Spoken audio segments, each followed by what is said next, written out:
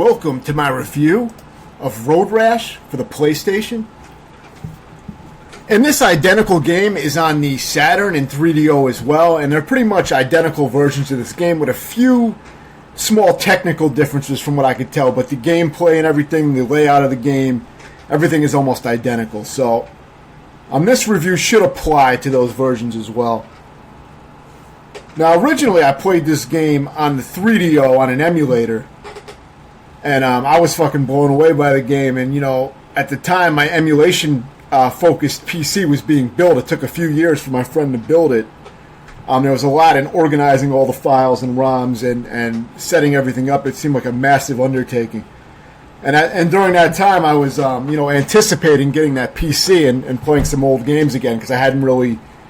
I was working on some older games, but on my work PC, which is what I use for, just basic general internet use and things like that. I didn't play games on that PC too much, but I had some emulation set up on it.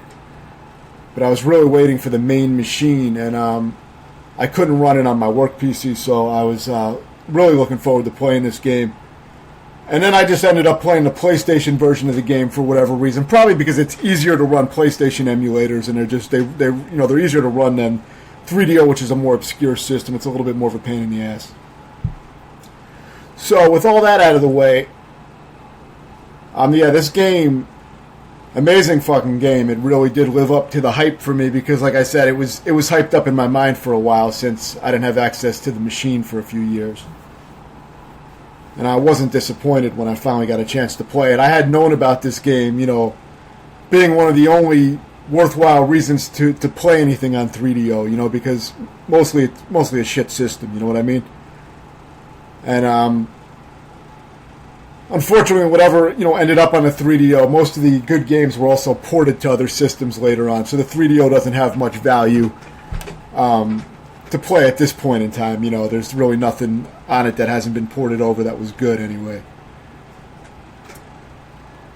But yeah, this game really mixes combat and racing, and it does so in a really, really awesome way. The pacing is awesome. The game is very, very difficult, but very satisfying.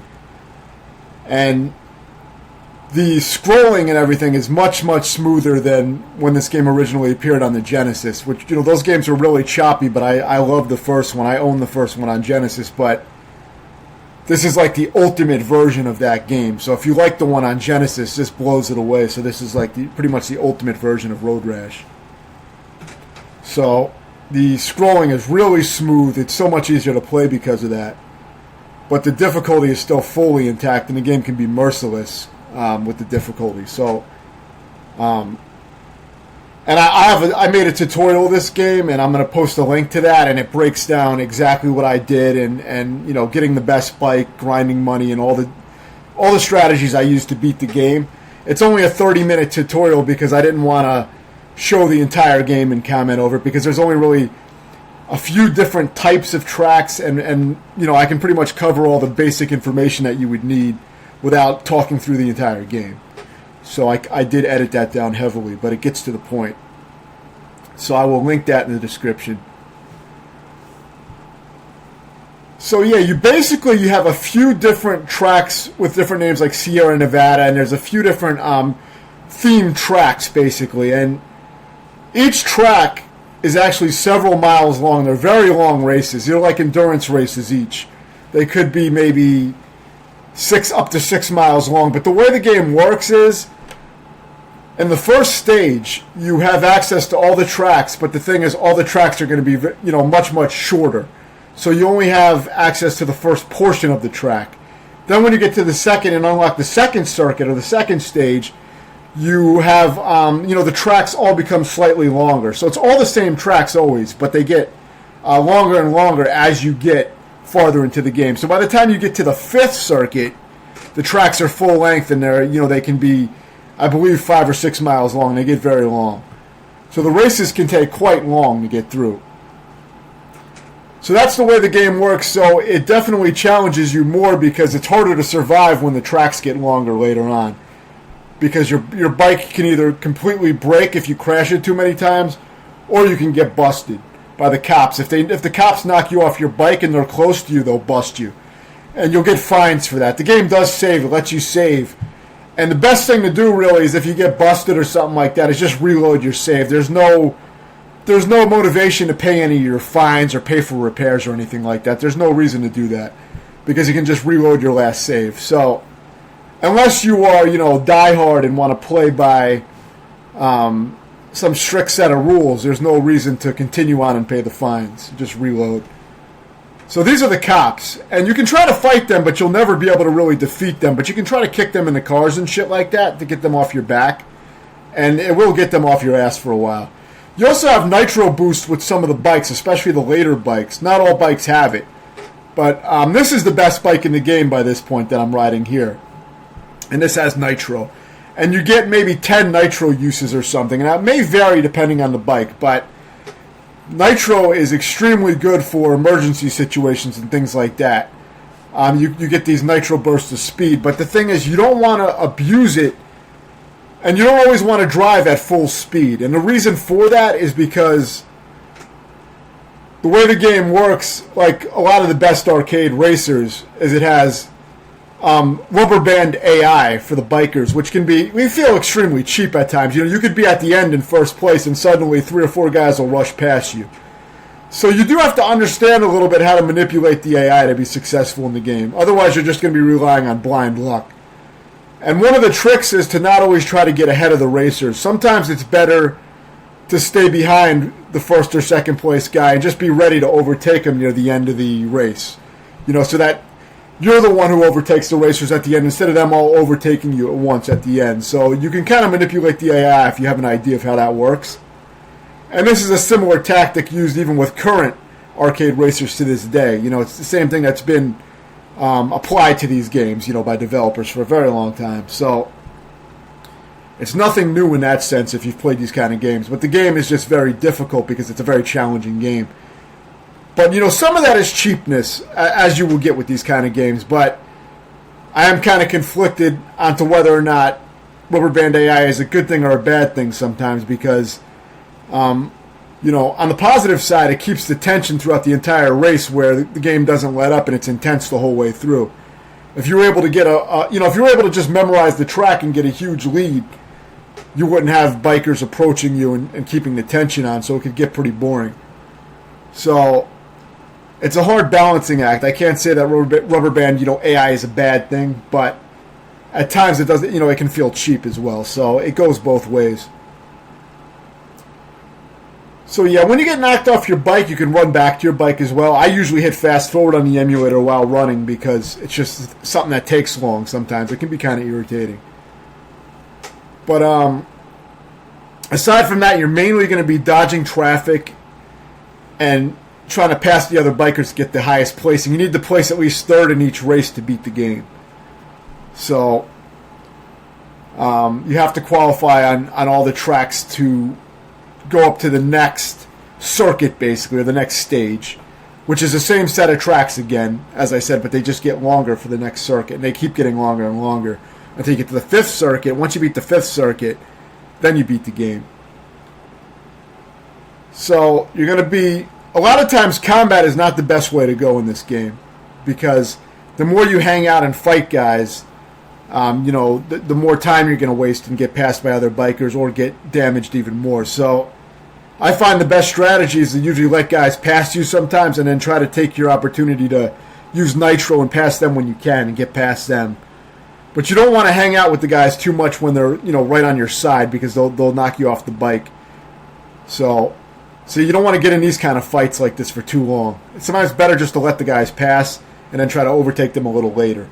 You got to use a little bit of strategy and really manipulate the rubber band AI to really be successful. And there's definitely going to be luck that plays in. You could have the courses completely memorized and you're still going to have to get lucky at times, even if you're going full speed the whole way through. That's why sometimes part of the strategy is to go a little bit slower, let guys pass you a little bit. That's an important part of playing the game. And of course you can kick guys into the side of the mountain. You can kick them in the walls, buildings, other cars. You can use all that to your advantage. And you can try to manipulate them that way. So it's really an awesome game. It's constantly tense, and I mean, honestly, to this day, I can't say that I've played many racing games that have this level of excitement and tension and enjoyment overall. So, I mean, I would say this game still, to this day, holds up as one of the best racing games that I've played. You know, even though it may look a little primitive compared to games now. Now, the kind of racing games that I really like are arcade racing games. I don't like sim racing games at all. I don't like games that try to be too realistic with racing. So, for me, my favorite racing games of all time are probably the first MotorStorm on PS3 and Burnout 4 would be, you know, my two favorites, and this would probably be the third. And I'm not sure exactly what order I would put them in.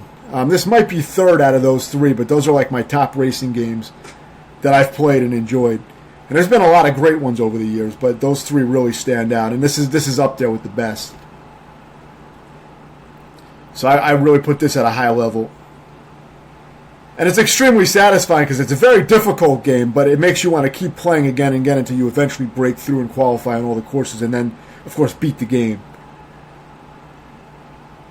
And I think, you know, if you check out my tutorial of the game, it's only 30 minutes. I think it'll make the game a lot more approachable and enjoyable because you can go in with some strategies and kind of have an idea of how you're going to work your way through the game and you know, how you're going to get the best bike and progress through the rest of the game. So it'll give you, you know, a nice foundation starting point to work with, and you can kind of modify your strategies as you play the game. You may not like some of my aggressive tactics. Since I'm an aggressive player, you may want to play a little differently at parts, but you can use it to modify and, you know, experiment with your own techniques. So I think it should be a nice companion to the game and to the review as well. But you can't really go wrong no matter which version of this game you play. You know, you can play it on Saturn, 3DO, PS1. Either way, it's awesome. Just make sure you're playing this version. There is a lot of games under the Road Rash name. You know, some of them have different subtitles like Jailbreak. I have to try some of the other ones more. I can't give an honest opinion of them yet. I only review games that I complete. But had I played them more, I'd at least give you an opinion on some of those. But I really didn't give them a fair try. The one on N64, it seems okay. N64 really didn't have a lot of great games, but the game seems okay on N64. Completely different game than this, though. It's just a totally different game. I never beat the one on Genesis, the original. And I didn't really play 2 and 3 much at all on Genesis. But the first one, I remember, got brutally difficult. I didn't even get that far in it, but I used to love it. But I mainly played it when I was younger. I haven't really revisited it for too long in the modern times. But I highly doubt there's a better Road Rash game than this. I don't think Jailbreak is going to be as good as this. From what I played, it felt sloppy, but I may give it a better chance one day. I want to try some of the other ones a little bit more in depth. There's also at least one of them on the Game Boy Advance.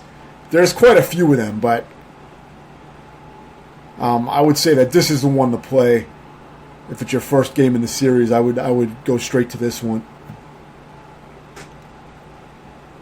This is one of the one of the harder tracks on the final stage because it's so long and it's easy to crash into the guardrails and go over the rail. And if you go over the railing, you go right into the ocean and you lose.